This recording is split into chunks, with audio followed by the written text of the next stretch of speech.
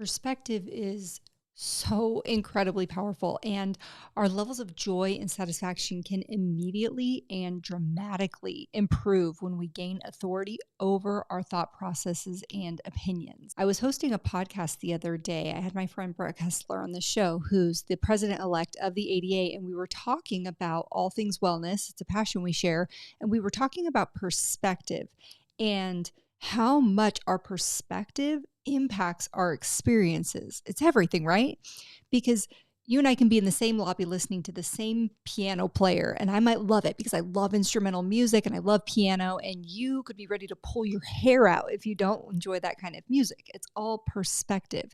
And what's really powerful is that we can literally change our perspective anytime we want. There's a quote by Oscar Wilde that says, "The optimist sees the donut and the pessimist sees the whole." It's a cute quote, but it's one worth picking apart for a minute. So presumably the donut in the context of this quote is the good thing. So let's name the reasons why it might be a good thing. It's sweet. It satisfies hunger. It indulges a sweet tooth. Donuts are sold to make money. Donuts are pretty to look at. They're versatile. I've seen all kinds of donuts. I'm sure you have too. There's a lot to like. And then the whole is, from what we can tell in the quote, the undesirable part. It's lacking all of the things mentioned above. It isn't sweet. It doesn't satisfy hunger or a sweet tooth. And it's basically lacking in all of the areas that we find pleasure or satisfaction, or at least that's what the pessimist assumes. But actually, the whole represents an entire other way or ways to create the same things that we love in traditional donuts. Because having a hole, which by the way, isn't usually from cutting a piece out of the middle, because donut machines usually spray the donut in a circular shape without a center. But by having a hole, the baker can choose to make other kinds of treats like donut holes, donuts shaped like letters and numbers, or any other pastry that the dough is suitable for that may entice other people to purchase and enjoy, maybe people that wouldn't have previously purchased from them because they don't like traditional donuts with a hole in the middle. The hole is an opportunity. And I know that when you're sitting in the seat of the pessimist and things look really bleak, a statement like, "Look for the opportunity," can be really irritating. So I just want to level with you and say that I get it. I've been there. I know what that's like. And I know that every single time I look for the opportunity or the upside of what I'm heading into or observing, that a couple of things happen. The first thing is that I shift from being certain about the negativity to curious if something else could be there too. And that alone can be incredibly soothing when we do just a little pivot from a painful perspective, something that seems doomed or failed, destroyed or hopeless, to considering the idea that maybe there's something about the circumstance or circumstances that are actually working in my favor, in alignment with my highest desires. I have so many personal and client examples where something went absolutely wrong or totally different than what was wanted or planned and ended up so much better than it could have ever been if the original plan was stuck to. By the way, don't forget to like, subscribe, and get notified for topics on confidence, communication, and mastering your leadership.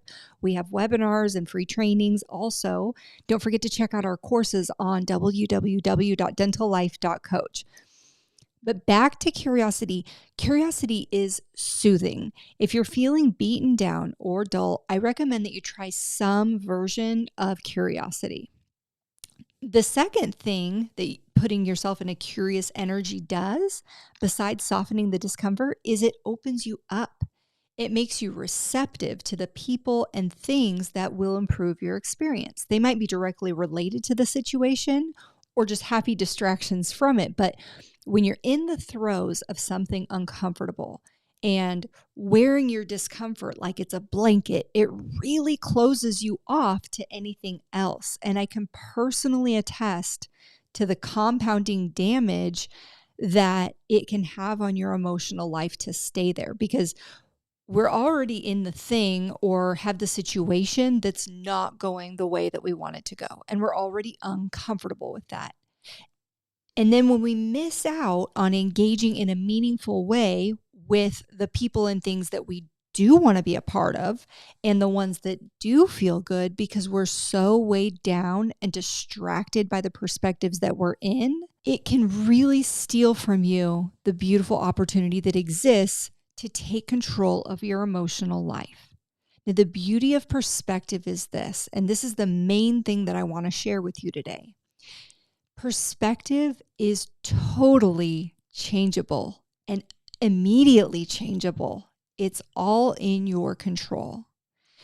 And we do it by simply making a choice on how we want to frame things up, summarize, or think about a person or situation. Sometimes an effective route is to just not think about some things altogether. But I know that that can be easier said than done, and eventually many things surface again. So the more effective coaching that I can provide on how to rebound quickly is to choose another perspective, an intentional perspective.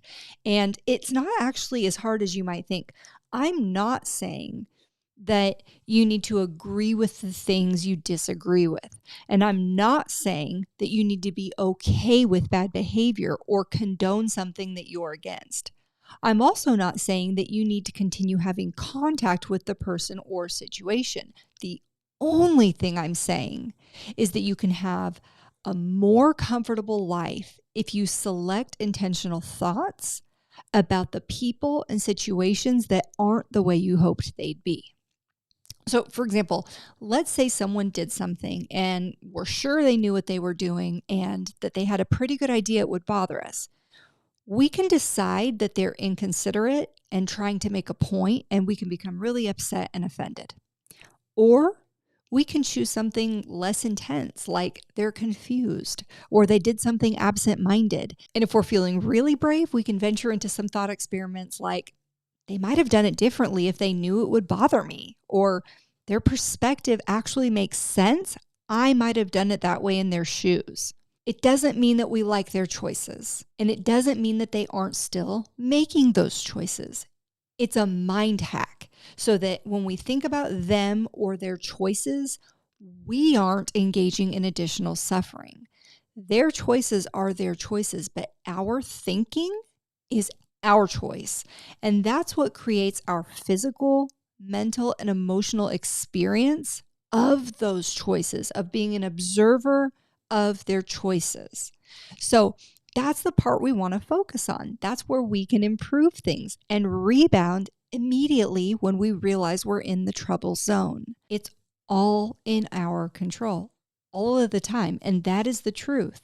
And so learning to master that skill, learning to identify our perspective, how it's impacting us, and choosing another one as quickly as possible is where we're in the power seat. That's where we want to be.